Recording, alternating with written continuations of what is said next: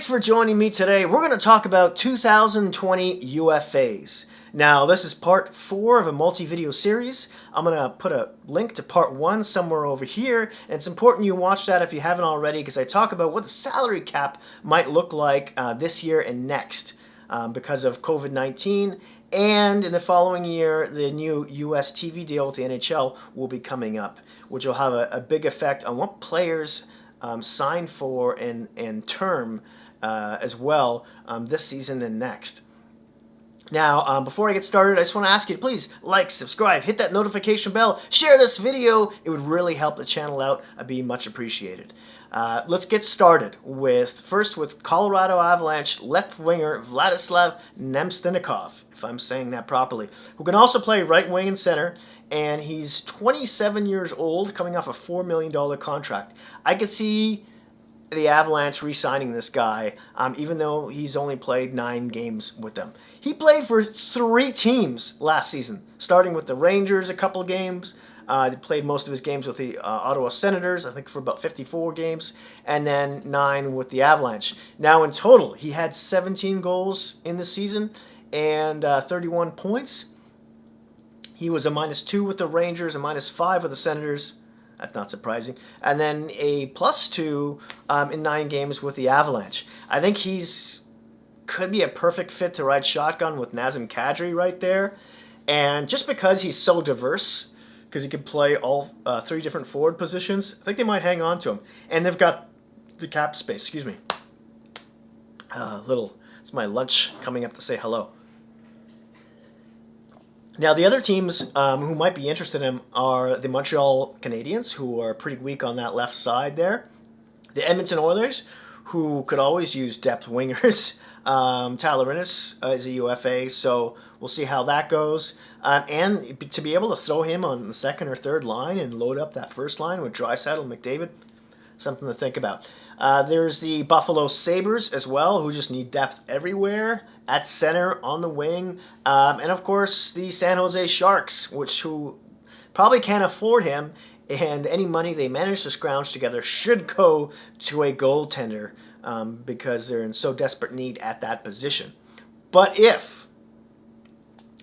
Thornton will be leaving too, and they have no real veteran centerman on that team, even though he's traditionally a left winger. Moving on, though, let's talk about, speaking of the Sharks, Jumbo Joe Thornton. I have to remind myself how big this guy is. 6'4", 220 pounds. Unbelievable. Now, he's 41 years old. He's, of course, a center who can also play left wing. He's a playmaker coming off a $2 million contract.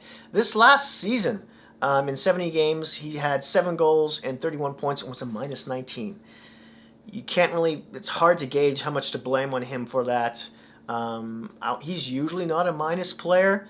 It's just that they've been horribly defensively. I think they've let in maybe 4th or 5th most goals in the NHL this season, and a lot of that has to do with partially their goaltending, right, which is just stank. But in any case, I digress.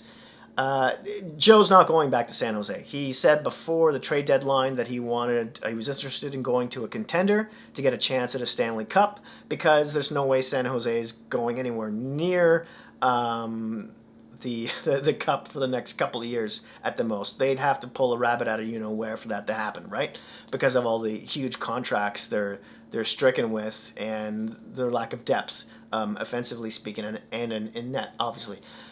So let's talk about the teams, starting with the Dallas Stars, who could really use him there.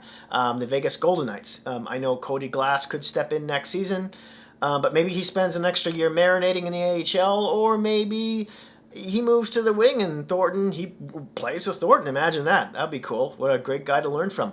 The Winnipeg Jets could use him. The Toronto Maple Leafs have been rumored to be interested in him for a couple years now. The Edmonton Oilers could use him, the Pittsburgh Penguins, and even the Tampa Bay Lightning. Why? Because they got to move some money. And one of the most likely guys who seems to be in the rumor mill might be Tyler Johnson, who's signed for the next 4 or 5 years at $5 million per. He's a centerman who can also play both wings, but they just can't afford him anymore. And he had a bit of a down year production-wise as well. So, yeah, it's a possibility anyways.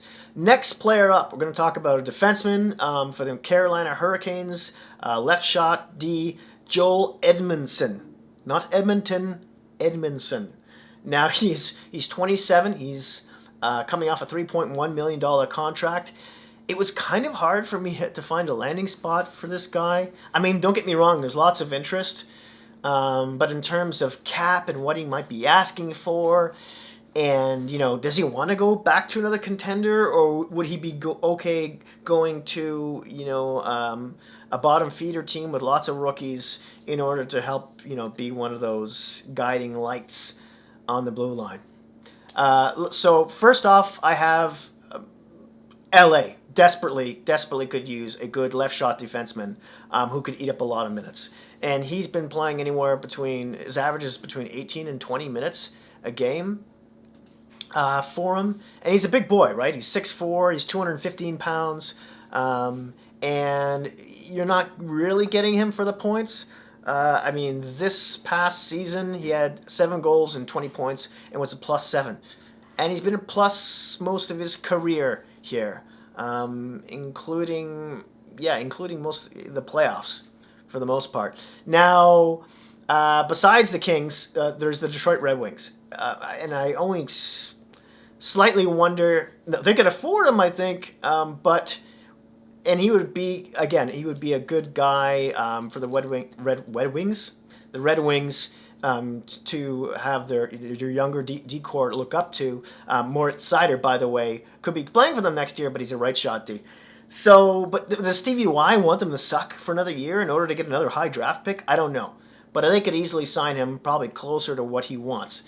Then there's the New Jersey Devils, who could use him there. Although, again, the next 5 or so teams have prospects who could be moving up and taking the place of any veterans who could be signed. The Capitals, who are losing Dillon. The Jets, who are always interested in defensemen. Then there's the Rangers could use him as well. Even his old team, the St. Louis Blues. Bo Meester is gone, and although they may have a prospect they could move in there, they're talking about winning now, right? So, and I also have the Philadelphia Flyers here, who and I have them down here because Gostis Fire has been rumored to be in the trade mill for the past couple of seasons, and although they're not similar players whatsoever, Edmundson clears the front of the net, big boy, that kind of thing. Gostis Fire moves the puck. He just fits the mold. I can see him fitting in Philly. Now, next up, I got another left shot defenseman from the New York Islanders, and I'm talking about Andy Greene. He's 37 years old, though.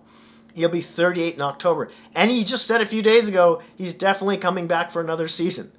So I could see teams looking for a depth defenseman. Remember, he was a captain in New Jersey for for a long time and was with them for over a decade, I want to say. Now, I see the same teams being interested in him, that being the Kings, the Wings, the Devils, the Capitals, the Jets, the Rangers, the Blues, and the Flyers. But I also see maybe Nashville being interested in him too, as a depth guy who they can throw in there, with injuries and such, and the Arizona Coyotes as well. Last but not least, we're going to talk about a forward from the Minnesota Wild, Mikko Koivu, a centerman who's a left shot. He's 37 years old right now. But I think he wants to come back and play another season. Now, he's coming off a $5.5 million contract. I think the same teams that would be interested in Jumbo Joe Thornton would be interested in Mikko Koivu. And I'm talking about, the Stars, the Knights, the Jets, the Leafs, the Oilers, the Penguins, the Lightning. And I also want to add the Panthers to that list because Hala's contract is up. So who knows what's going to happen there. Florida's mandates from their owner seems to be to shed salary.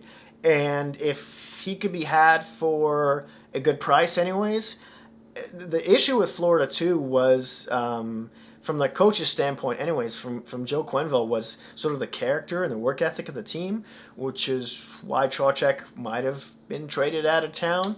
And maybe Achari, their fourth line supposed center, had 20 goals this season. Maybe they bump him up in the lineup.